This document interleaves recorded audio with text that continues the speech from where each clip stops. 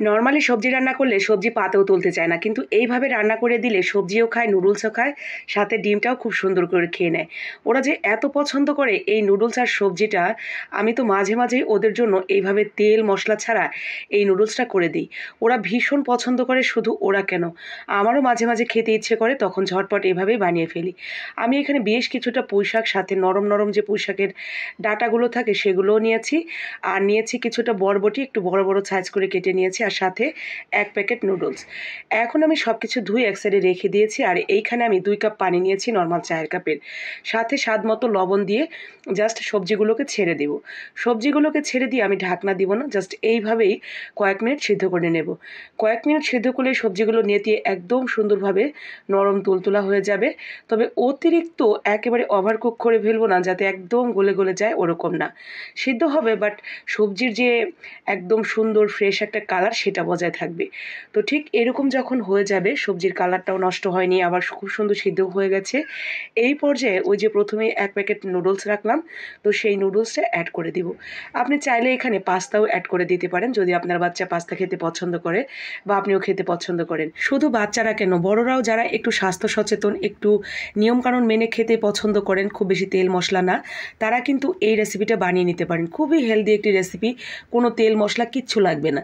Just লবণ দিয়ে সবজি এবং নুডলসটাকে সিদ্ধ করে নেবেন। অতিরিক্ত পানি দিবেন না, যাতে পানিটা অনেকটা বেশি থেকে যায়।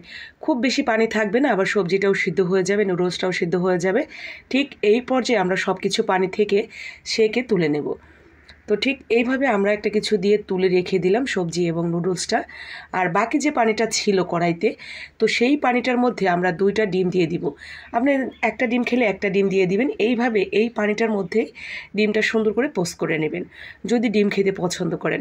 আর যদি ডিমের পরিবর্তে আপনারা এখানে চিকেন খেতে পছন্দ করেন, তাহলে ওই শাক সবজির সাথেই চিকেনটা ছোট ছোট করে জুলিয়ান করে কেটে সিদ্ধ করে নেবেন, ব্যাস তাহলেই হয়ে যাবে। তো আমরা কিন্তু এখানে 2টা ডিম সুন্দর করে পোস্ট করে নিয়েছি, এপাশ ওপাশ উল্টে। তো ডিমের সাথে যারা একটু স্পাইসি খেতে পছন্দ করেন, সামান্য একটু গোলমরিচের গুঁড়া দিতে পারেন। তো আমি যেহেতু এটা বাচ্চাদের জন্য করছি, গোলমরিচের গুঁড়া একদম দিইনি। তো এই তো হয়ে গেছে, দেখতেই পাচ্ছেন, কোনো রকম তেল মশলা কাঁচামরিচ পেঁয়াজ কিচ্ছু না, জাস্ট লবণ দিয়ে সিদ্ধ করে এইভাবেই আমি আমার বাচ্চাদেরকে মাঝে মাঝে দেই। ওরা এত বেশি পছন্দ করে। সেম এই বরবটি এবং পুঁইশাকটা যদি আমি তরকারিতে বা ভেজে ওদেরকে দিতাম, একটু ছুঁয়েও দেখতো না। কিন্তু এইভাবে যখন আমি সবজিটা ওদেরকে দেই নুডলসের সাথে শুধুমাত্র সিদ্ধ করে, আবার এই নুডলসটা যদি আমি মশলা টশলা দিয়ে রান্না করে দিতাম সবজিটা সহ, তখনও খেত না। কিন্তু এই সিদ্ধ সবজিটা কেন জানি ওরা অনেক পছন্দ করে। আমি মাঝে মাঝে খাই, তো ওখান থেকে ওরাও আমার সাথে সাথে খাওয়া শিখে গেছে। এখন ওদের এটা অনেক বেশি প্রিয় একটা খাবার হয়ে গেছে। তো দেখতেই পাচ্ছেন, অনেকে হয়তো বলতে পারেন যে এটা বাচ্চারা কিভাবে খাইলো, আপনি একদিন খায় দেখতে পারেন।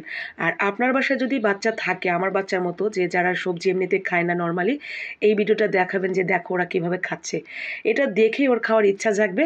আর পরবর্তীতে ওদেরকে আপনি রান্না করে দিবেন, দেখবেন ওরাও খুব সুন্দর করে খেয়ে নেবে। আর এটা খেতে কিন্তু আসলেই মজার। সবজির যে একদম অথেন্টিক টেস্ট সেটা পাওয়া যায়, দারুণ লাগে খেতে। তো আমার বাচ্চারা তো খুব পছন্দ করে এইভাবে সবজিগুলো দিলে।